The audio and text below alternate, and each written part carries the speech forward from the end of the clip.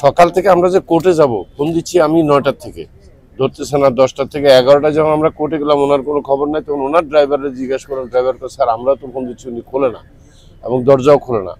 তখন আমরা বলছি যে এক কাজ করো, কোনোভাবে ওনার রুমে ঢুকার চেষ্টা করো, কোনো দিক দিয়ে হয় দরজা ভাঙো বা ঢুকো, ভিতরে ঢুকো।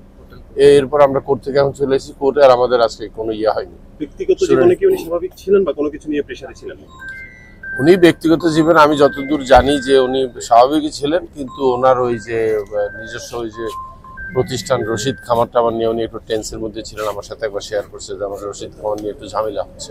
আচ্ছা, অন্যান্য কোনো পক্ষের সাথে না দ্বন্দ্ব ছিল নাকি বা সেটা এইটা নিয়ে আলোক করে নাই।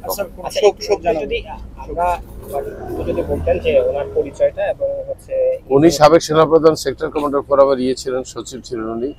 এবং ব্যক্তিগত জীবনে আমার সাথে তো ওনার অনেক দিনের কাজ। আমি যতটুকু ওনাকে জানি উনি একজন সৎ লোক ছিলেন।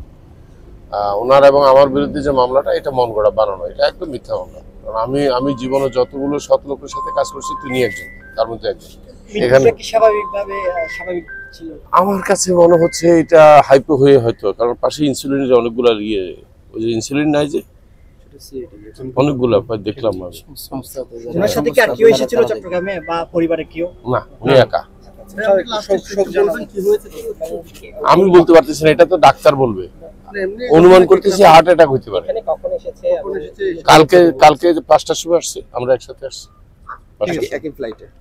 ওনার চলে যাওয়ার কথা, কাল সকালের ফ্লাইট বুক করা আছে। আর পরিবারে কেউ এসেছে কিনা? আমি অবশ্যই গভীর শোক প্রকাশ করছি যে ওনার পরিবারের প্রতি এবং ওনার যে আত্মীয়স্বজন আছে এবং ওনার বিদেহী আত্মার মাগফিরাত কামনা করছি। উনি আমাদের অত্যন্ত ভালো একজন গার্ডিয়ান ছিলেন, আমি বলবো ভালো লোক ছিলেন, গার্ডিয়ান ছিলেন।